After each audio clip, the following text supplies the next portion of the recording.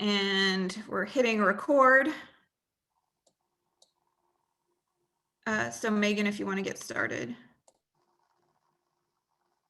Great. Thank you, Lisa. Good morning, everybody. Welcome to today's Social Services Transportation Advisory Council meeting and the public hearing. And I'm Megan Schmidt. I am the chair of STAC, and I'm also the director of operations for FACT. And we're happy to have you all here today. Melissa, if you want to go over a few housekeeping items. Sure. Thank you, Megan. Welcome everyone to the 7th virtual meeting of the STAC. Before we get started, I'd like to ask our interpreter, Priscilla, to introduce herself and walk through how to access our interpretation services for today's meeting. Priscilla? Hello, everyone. My name is Priscilla. I am going to be your interpreter today. So if anyone from the audience wants to listen to this meeting in Spanish, they should go to the bubble they have in the toolbar down in their Zoom and click in the white button that appears for the Spanish translation.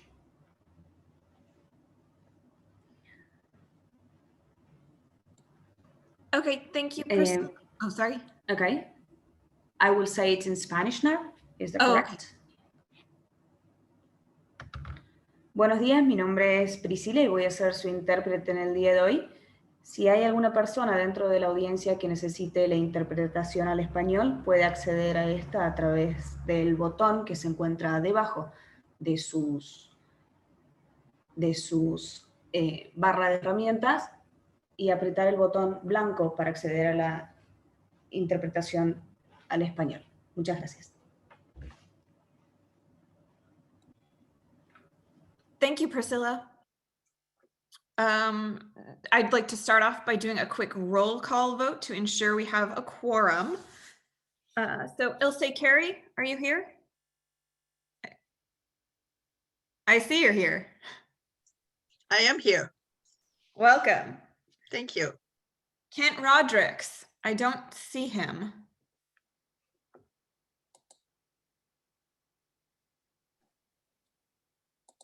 Okay. Lori Seagram.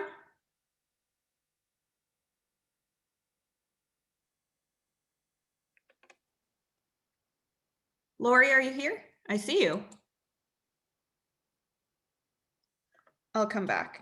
Charlene Ornelas. I don't see Charlene. Catherine Manis.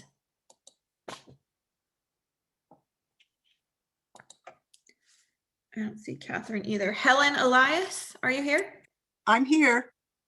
Okay. Can you hear me? Yes. Yes, thank you. Clyde Kohler.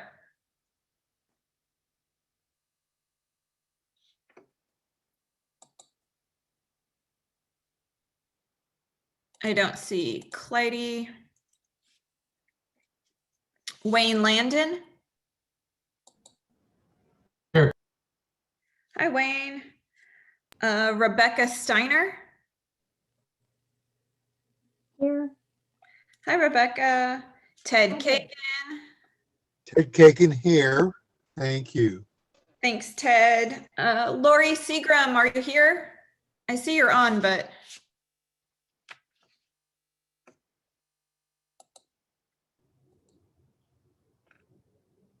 Oh, Lori says Lori is not getting audio.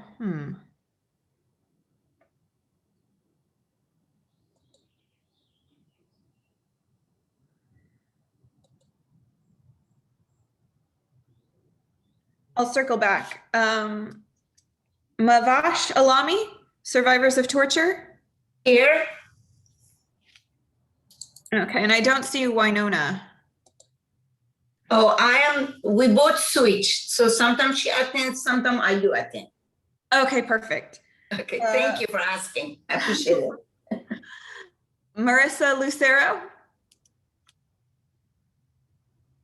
I see you're here. Yeah, I'm here. Thank you. Okay. Elsa Caballero. I don't see Elsa. Yeah, I don't think she's gonna come on because she's teaching another class for us right now. Okay, thank you.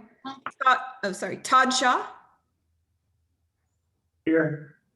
Hi, Todd. And Ed Hershey. Yes, I'm here. Okay, welcome. Anthony DeSalis. I don't see Anthony. Or Melanie McCoy. Okay, Claudia Gavin. Nancy Kiwanuka is here. Claudia is not with Elder Help anymore. So Nancy Kiwanuka is replacing her. Oh, okay, thank you. I'll be Thank you, attending. Nancy. Thank you. And then Megan Schmidt, you're here. Arun. Yes, here. Thank you. Welcome, Arun. Vasi Lorenska. Yep, I'm here. Welcome, Jay. Here. Welcome, Jay. And then Charles Main or Robert Gibo. I see Robert. I'm here. Good morning. Good morning. Good morning. And then is Charles here? I thought I saw a North County number call in. That was me at the beginning. Oh, okay. Okay, we do have a quorum, and I've noted that Lori's present but unable to speak.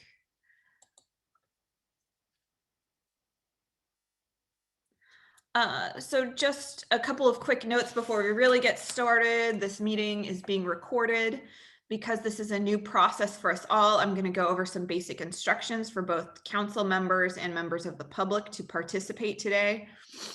First, for STAC members, if you would like to speak or provide comment, notify staff by 1, clicking on your camera, or 2, raising your hand. Please make sure to unmute your microphone to speak. And if you are not speaking, please make sure that your microphone is muted and that your camera is off. For clarity of the record, please identify yourself each time you speak.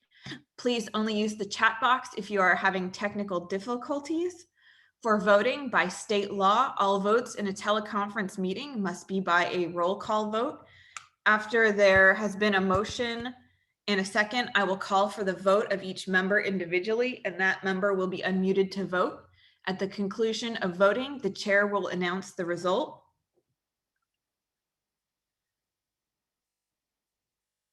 And for members of the public who are virtually attending this meeting may comment by raising their hands in Zoom.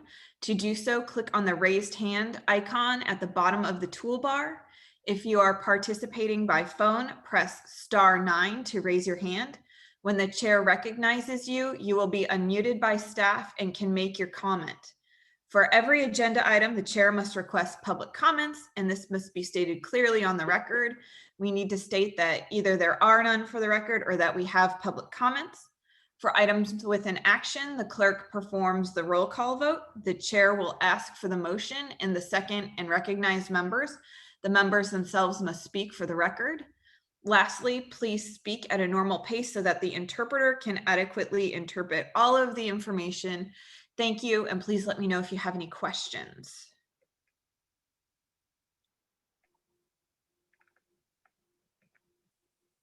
Thank you, Lisa. All right, item number 2 is the approval of meeting minutes from both January and March's meetings. Yeah, oh, sorry, this is Lisa, I just want to make a quick note on voting. I had thought originally that we weren't going to have to vote on the minutes for the March 11th meeting, but in speaking with our legal counsel, since there was a quorum of STAC members at that meeting, we can go ahead and vote to approve the meeting minutes, even though it was a joint social services transportation meeting and not an official STAC meeting. So that's the reasoning behind that. Okay, thank you for explaining that. Does anyone have any comments or changes to the minutes? Or would a member like to approve? Ted Kagan would like to make a motion to approve the January 19th and the March 11th minutes as presented. Wayne Landon, I second it. Thank you, Ted and Wayne. Okay, thank you, you guys. So Ilse, do you approve? I approve. Okay, thank you. Helen? Do you Yes, approve? I approve. Okay, thank you, Helen. And Charlene? Oh, she's not here, or Catherine. But we have Wayne and Ted. Rebecca Steiner, do you approve? I approve. Okay, thanks. Lori Seagram, is she able to speak or unmute?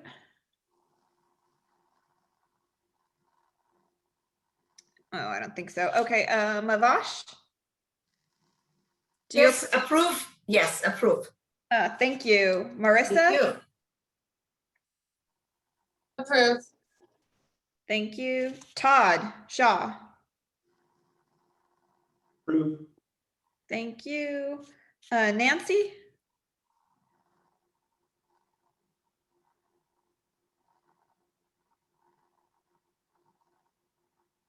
Nancy Kawanuka? Sorry, approve. Oh, sorry. Thank you. Megan? Yes, approve. Arun? Yes, approve. Vasi? Yes, approved. Jay?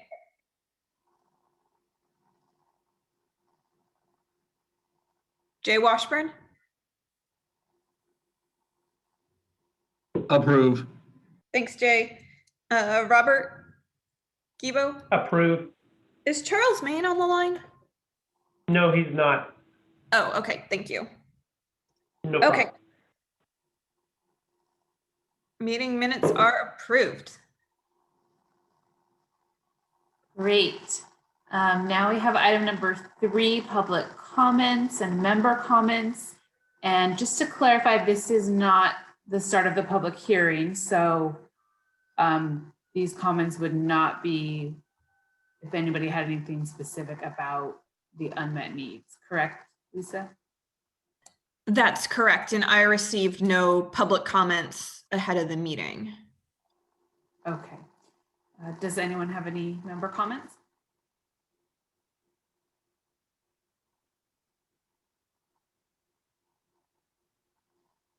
Or any public comments? I don't see any hands. Oh, I see a hand.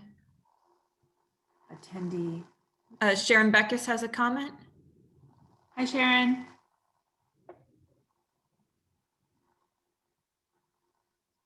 Sharon, can you speak?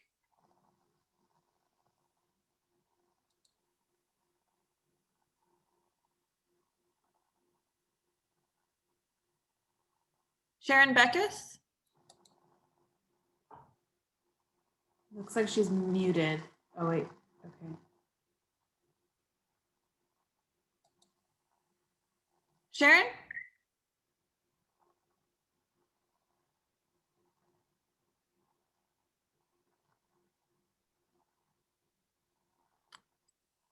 Looks like the hand is down. Okay. Oh.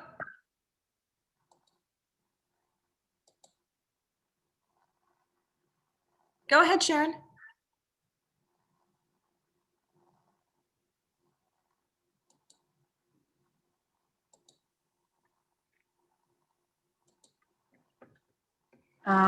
Is there any way she could type her comment in the chat, or I'm not sure if there's just an audio issue on her end.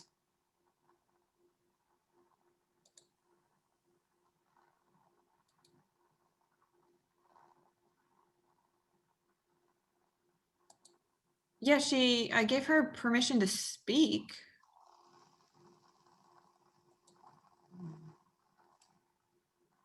Okay. Do we want to see if we can come back later? I don't know if anybody else has a comment. Should we try to test to see if anybody else on the attendee list is able to speak? Any of the public? Oh, Sharon. Oh, I went through. Yay. Yay. What's going on? I have no clue. I have no clue.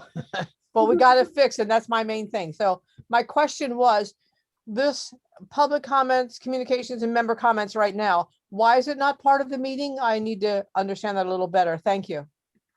Oh, this is just separate. Like we have standing public comments every meeting. And then when we get to the end of the meeting and we have the public hearing, we'll ask for public comments relating to unmet transit needs. Okay, so at the end is when I can bring up things that I would like. Yes. Great, got it. Thanks. Awesome. Thanks, Sharon. And the chat is, by the way, the chat is disabled. Oh, it is? Yes, let you know that. Okay, thank you. You're welcome. Okay, thank you, Sharon. Liz from Caltrans. Oh, good morning. I was just going to say the same thing. Chat is disabled and my mute, I'm not able, well, obviously not able to until you allowed me. So I was just trying to let you know that too. That's all. Thank you. Okay, thank you, Liz. Yeah, I'll send a message to Arthur and Kendall and see if we can get the chat enabled. All right, any other member or public comments?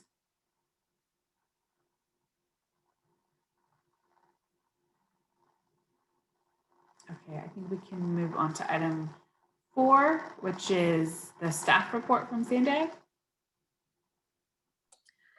Hi, this is Lisa. I have just a couple quick announcements. Sandag will be holding a joint working group meeting on the draft 2021 regional plan. The SSTAC is invited to join several other Sandag working groups for a virtual meeting at 1 p.m. on Thursday, June 10th, 2021. We are finalizing an agenda that will include information about how the working group members can participate in the webinar meeting. We ask that you hold the date on your calendar to participate in this important discussion.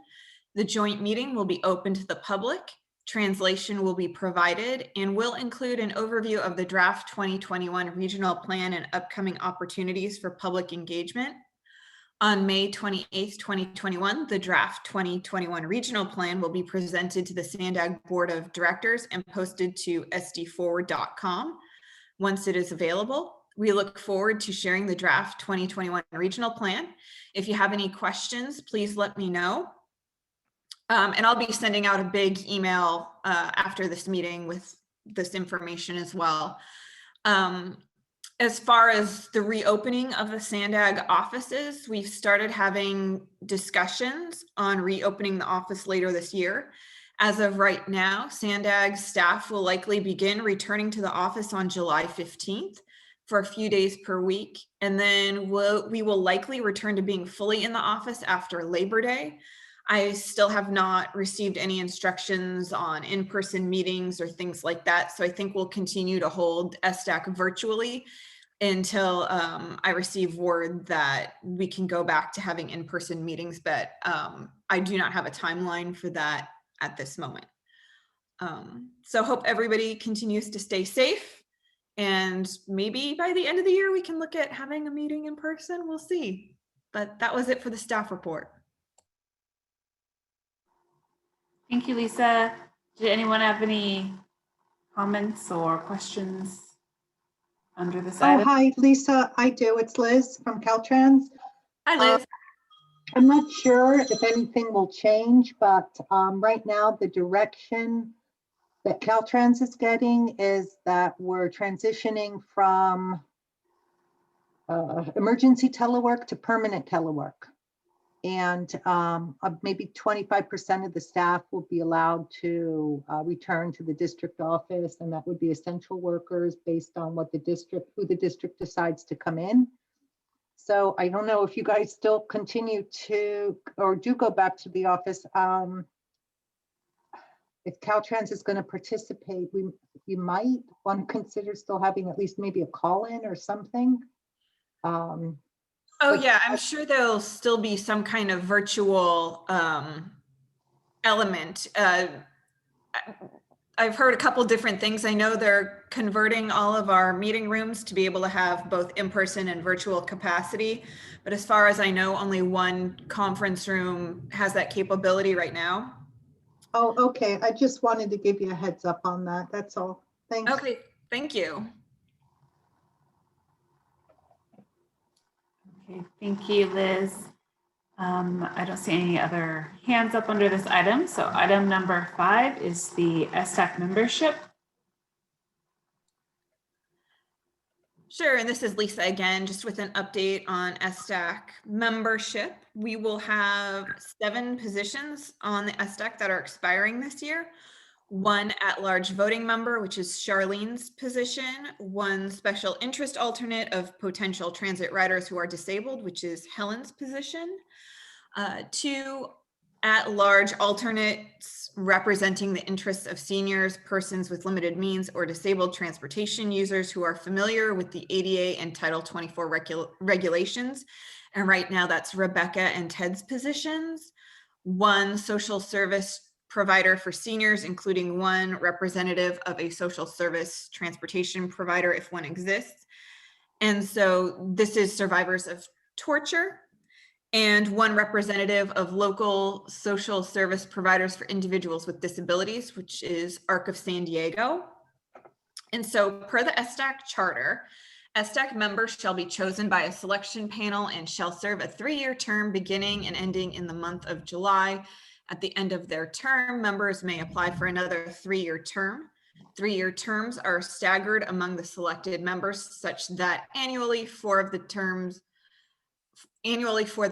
of approximately 1/3 of the members expire. The membership application and selection process therefore occurs annually. A selection panel shall consist of SANDAG staff and no more than 3 current members of the SDAC whose membership position is not open for applications. The selection panel shall select members from a broad representation of social service agencies, transportation providers, and others representing the elderly, the disabled, and persons of limited means, and strive to attain geographic and minority representation among members. So we are looking to fill the positions that will open in July. Similar to what I did last year, I think I'll email everyone on the contact list copies of the applications.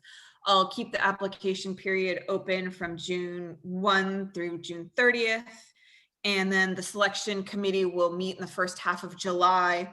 Successful applicants will be announced at the July SDAC meeting, at which time we will also select a new chair and vice chair. So are there any volunteers for the selection committee? Lisa, I'm sorry, Lisa, I'll volunteer for the selection committee. Okay, thanks, Jay. I was just about to say, don't everybody volunteer all at once. Volunteer, Wayne Landon. Okay, great. How many people do you need, Lisa? I need 3, so 1 more. I'm happy to do it unless anybody else is interested.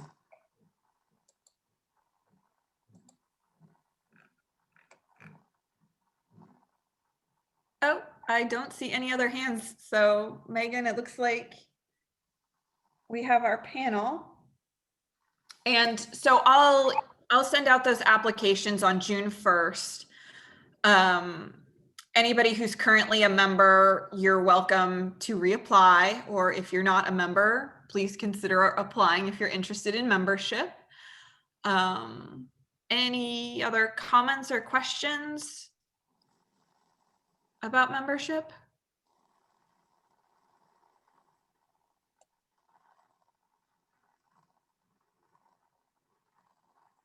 I don't see any. I think we can. Oh, I see a question from Marissa. She's asking, this is an annual process. And yes, we have the terms, the membership terms sort of staggered so that we have about 1/3 turnover every year. So I think Center for the Blind, your guys' term was renewed last year, because I'm showing, yeah, Center for the Blind is, their membership term expires in 2023.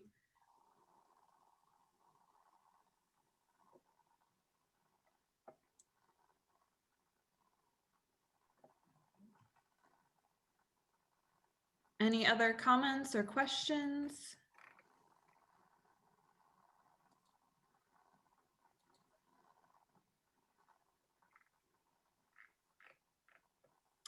Okay, I guess we can go on to transit operator updates, or Megan, I don't know. Yes. Who would like to go first, NCTD or MTS? Either one. Oh, I'll volunteer. We'll go alphabetical. Okay. So for MTS, big upcoming thing, both for paratransit and for fixed route is regarding masks.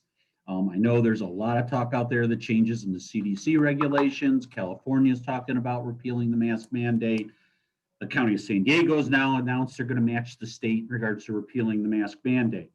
The difficulty that's going to arise is that MTS and not NCTD, not meaning to speak for them, fall under TSA regulations or federal regulations. The TSA has extended the mask mandate for all modes of transit, air, rail, bus, until September 13th.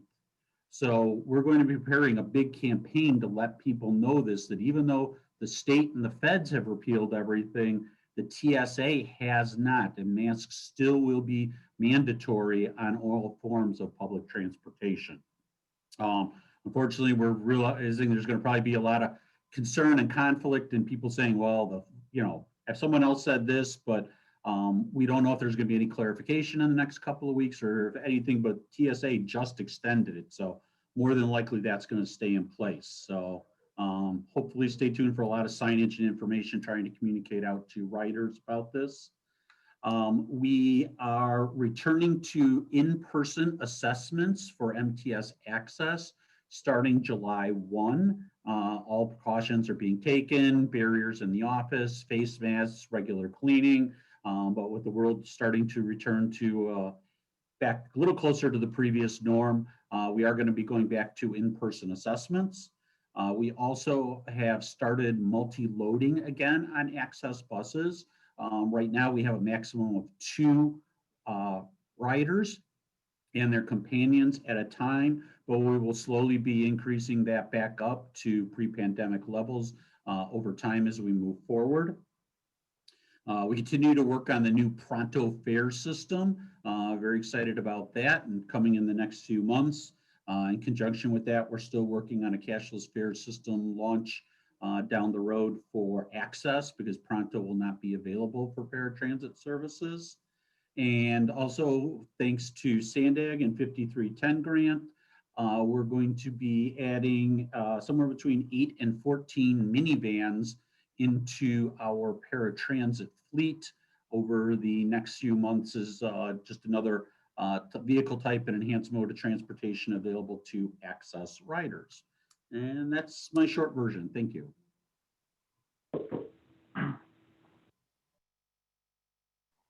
Thank you, Jay. Okay. Oh, Robert? This is Robert.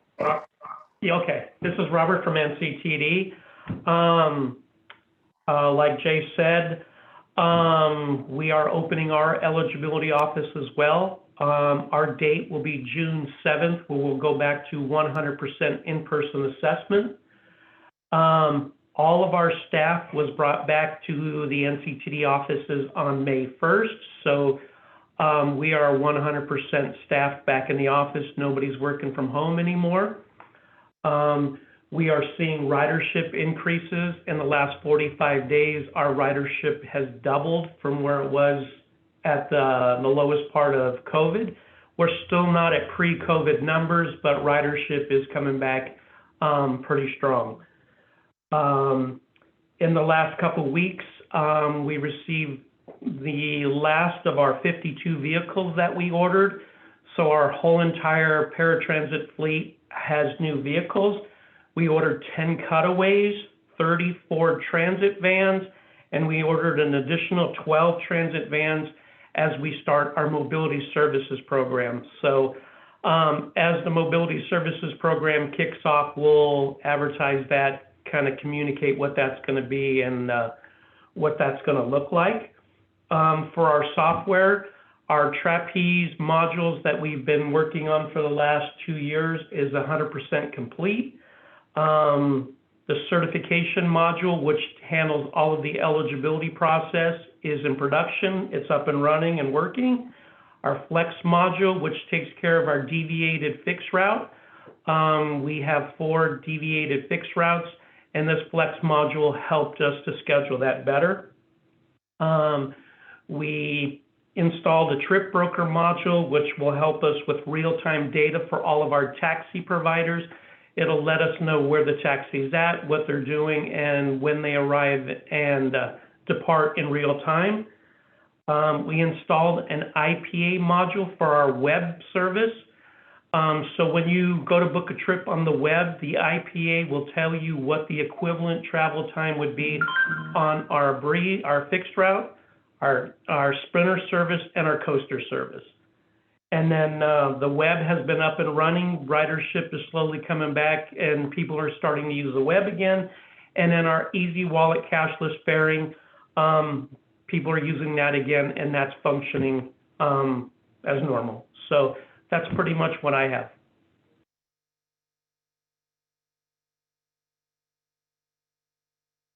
Great, thank you, Robert. Did anyone have questions? It looks like we do have an attendee question from Sharon Beckus. Thank you. I think I'm unmuted. Yes, we can hear you. Yeah, for the MTS buses, I know the driver has to focus on driving. That's their job.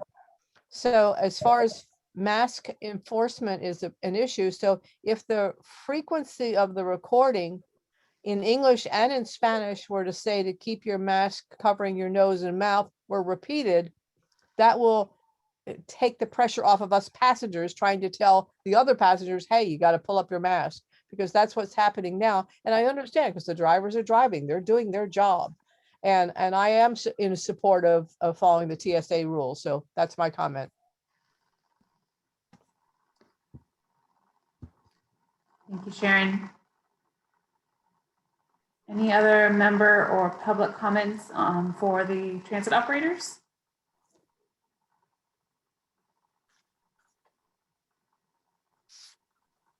Okay, I don't see any hands. We can go ahead and give item 7 fact update. So we did have our subcommittee meet on a uniform code of conduct. I sent out a draft to our subcommittee to review. So we met at the end of April and we reviewed talking about if there was a possibility of coming up with a code of conduct that could apply to all the specialized grantees.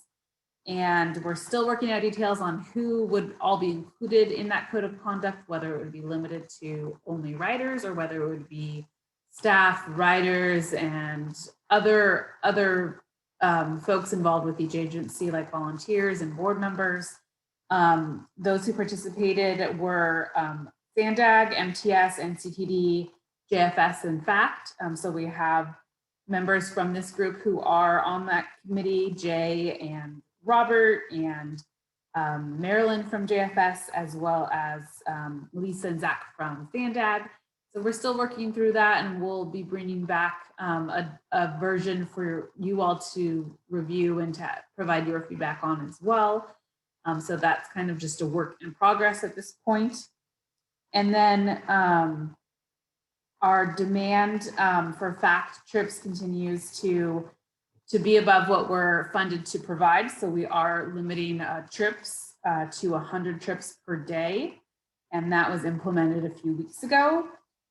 So our referrals are up, for giving out other options. So they're being referred to, the other specialized grantees as well as MTS and NCTD. I'm not sure how much of that has an impact on your ridership going up a little bit, Robert, but maybe a lot of our FACT riders going to NCTD. So we also have some new contracts coming up. We signed an agreement with West Pace to provide transportation to clients of the Pace Center in San Marcos. And then we're also looking at resuming our Escondido service for congregate meals at their Park Avenue community site in June if the state order is lifted. And so we may see some more demand as the senior centers begin opening. And the other update I have is that the FACT border treaties coming up on May 27th. That is open to the public. If anyone's interested in attending that, please let me know and we can make sure you receive the agenda, it will be a virtual meeting. And our next CAM meeting will be on June 8th. And if anyone would like to attend that, that is also an option for participation. Just let us know. And that is all I have for fact. Any questions or comments?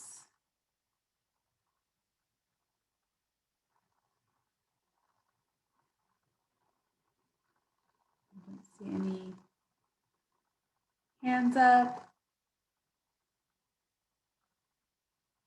Okay. I think we can go to the public hearing. Okay, this is Lisa again. In accordance with Public Utilities Code 99238, one of the responsibilities of the Social Services Transportation Advisory Council is to annually participate in the identification of transit needs in the jurisdiction, including unmet transit needs that may exist within the jurisdiction of the council and that may be reasonable to meet by establishing or contracting for new public transportation or specialized transportation services, or by expanding existing services. Additionally, per Public Utilities Code 99238.5, SANDAG shall ensure the establishment and implementation of a citizen participation process, utilizing the Social Services Transportation Advisory Council as a mechanism to solicit the input of transit-dependent and transit-disadvantaged persons, including the elderly, disabled, and persons of limited means. The process shall include provisions for at least one public hearing in the jurisdiction represented by the Social Services Transportation Advisory Council. To date, no comments were sent via email or telephone to be read aloud at the meeting. Per the instructions earlier, if you would like to speak, notify staff by 1, clicking your camera on, or 2, raising your hand. Please make sure to unmute your microphone to speak. And if you are not speaking, please make sure that your microphone is muted and that your camera is off. For clarity of the record, please identify yourself each time you speak. Please only use the chat box if you're having technical difficulties. Any comments received will be investigated and, if necessary, forwarded to the appropriate agency for response. Responses will be provided at the July 20th, 2021 STAC meeting. Chair Schmidt, would you like to open the public hearing? Yes, thank you, Lisa. I want to emphasize the importance and significance of this public hearing as it pertains to the demand and unmet needs for transportation throughout San Diego County. We know that through recent reports and data from fellow specialized grantees that some agencies continue to have much lower demand than before the start of the pandemic with the same funding available, while other agencies have higher demand than ever before with no more funding allocated to meet this demand. The feedback provided today will have direct impact and influence over future funding that may become available for this region. This funding represents real people with real vulnerabilities and a real need for transportation. And I'd like to keep that in mind while we review this item. With that said, I'd like to ask for any member comments first.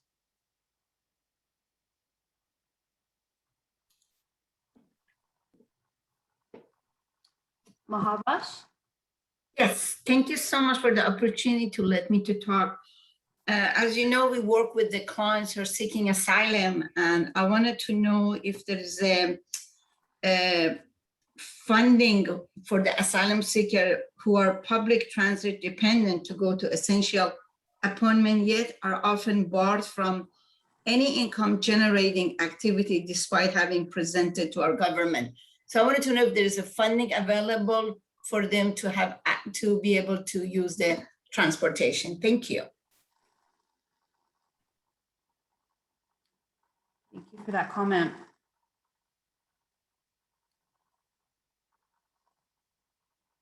Do we have any other member comments? I can go to attendees. We have Sharon. Thank you. This is Sharon Beckus.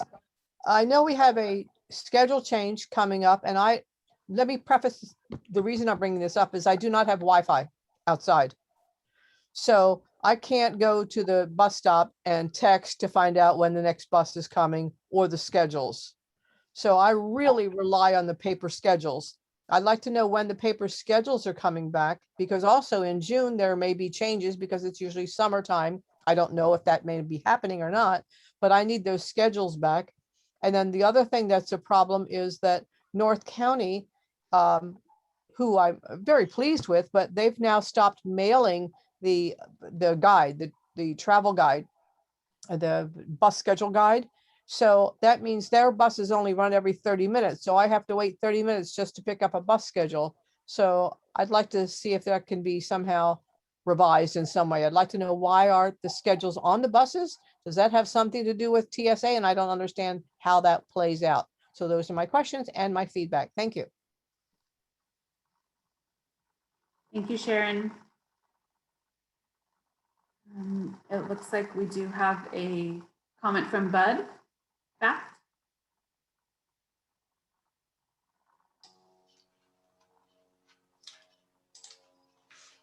Good morning. Can you all hear me?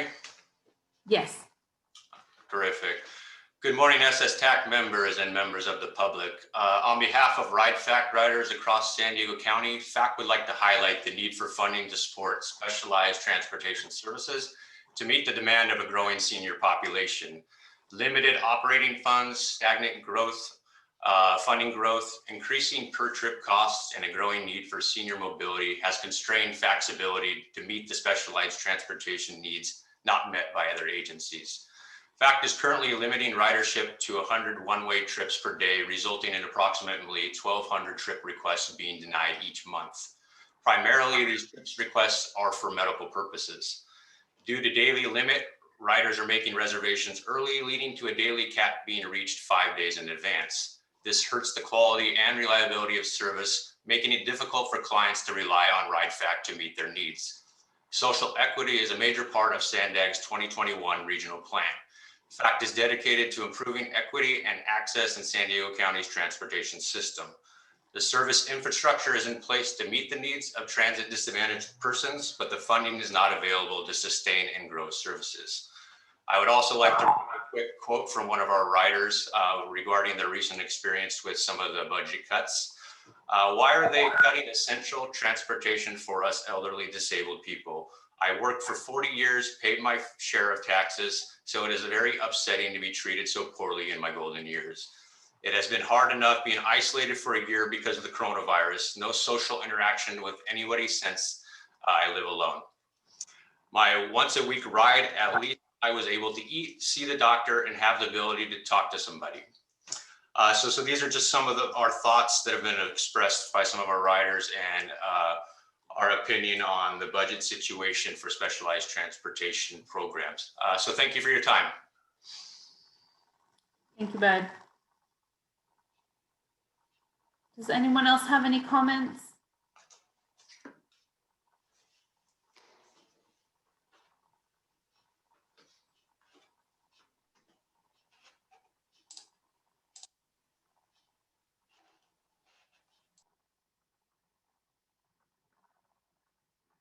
I don't see any hands.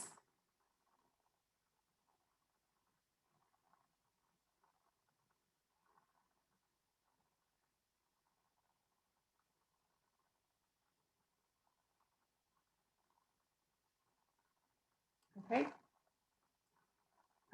Do we need to do anything in particular before we would close out this item? This is Lisa. I don't think so. I just want to respond and say that we'll go ahead and research these questions and we'll provide responses at the July meeting. Oh, wait, I see another hand. Yes, Sarah.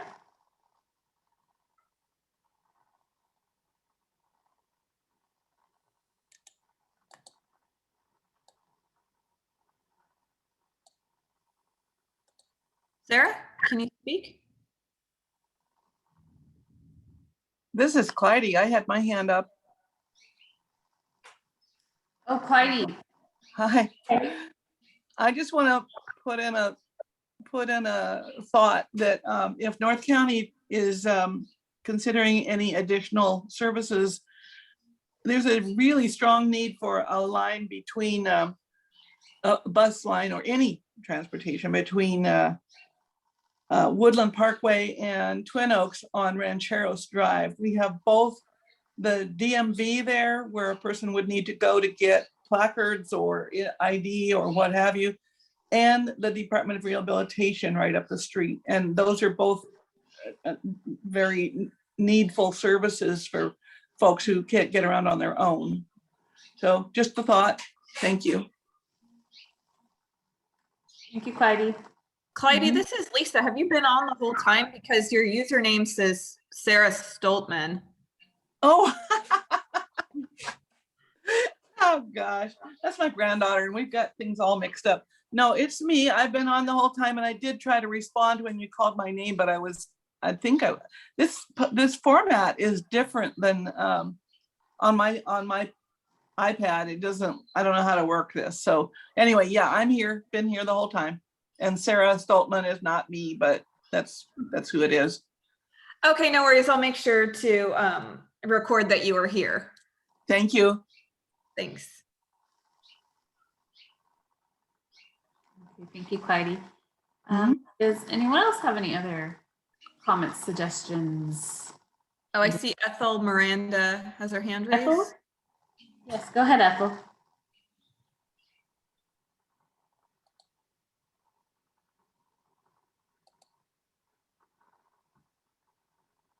Ethel, you're muted. How's that? Is it unmuted? We can hear you. Okay, excellent. All right. Well, my comment was I just wanted to, if we're asking about unmet needs, sorry, my jaws is speaking above me. All right. Okay, if we're talking about unmet needs, I would really like to put this time in to implore NCTD and even MTS to please consider. We've done a lot of cuts. We've had a lot of slashing to our services, which really has affected the disabled. Because when you cut bus services, you cut paratransit services, which leave your disabled passengers stranded, really affects them. And we certainly felt that during the pandemic. However, it was really revealed when you all just kind of, our main services just kind of went away almost. And FACT stepped in and really just stepped up in a really big way. I personally got a lot of calls from both the San Diego blind community as well as the North County. And I was able to refer them to FACT. And they got back to me and let me know how thrilled they were and how relieved. It was a lifesaver. They were able to get to, on the San Diego side, to medical, unexpected medical emergencies through FACT. And again, North County, again, the blind community, they were able to find that, fill in those gaps. They were able to go to, just get out where they would normally just didn't have services. And they're definitely feeling it. Again, I'm hearing it because they're feeling it now that FACT is stepping back, is unable to meet, and so they're all falling down. And I'm just really hoping MTS and NCTD take this time as they, get back on their feet, put some of this stuff back, that maybe some of the stuff that you've cut back before, the weekends, things like that. Just really listen to your passengers, their needs. Thank you. Thank you, Ethel. Arun? Hi, Megan. Thank you. I know you already have FACT's comment on the record that Bud just delivered. My comment is just a response to the comments I've heard and the and the lack of comments I've heard today. I know that in the recent Cycle 11 grant process, according to the outcomes, there were several programs that requested funding for senior and specialized funding, and they were not successful. There was City of La Mesa, there was Oceanside, there was Vista, probably others that I don't recall offhand. So it's a concern, and it's a disappointment that we don't have more comments on the need for specialized transportation funding. Based on the applications and the denials, we know the needs out there. So I would encourage SANDAG to figure out how to get this input into the process. It would be a shame if we close the hearing without getting feedback on these needs that we know are there, and they've been quantified in those applications that were submitted to SANDAG. So I hope there's a way to reach out to them or somehow include those needs into this process. That's my point. Thank you.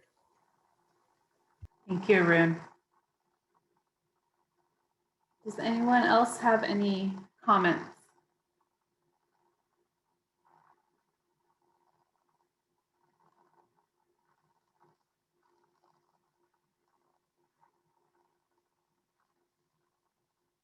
Okay. I do not see any more. I'll wait a couple more seconds in case anything comes to mind.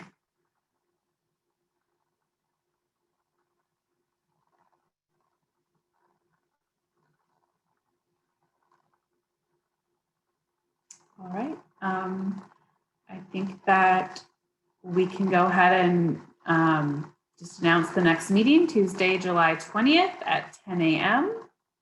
And we can adjourn. Thank you, everyone, for your time. Thank you, everyone.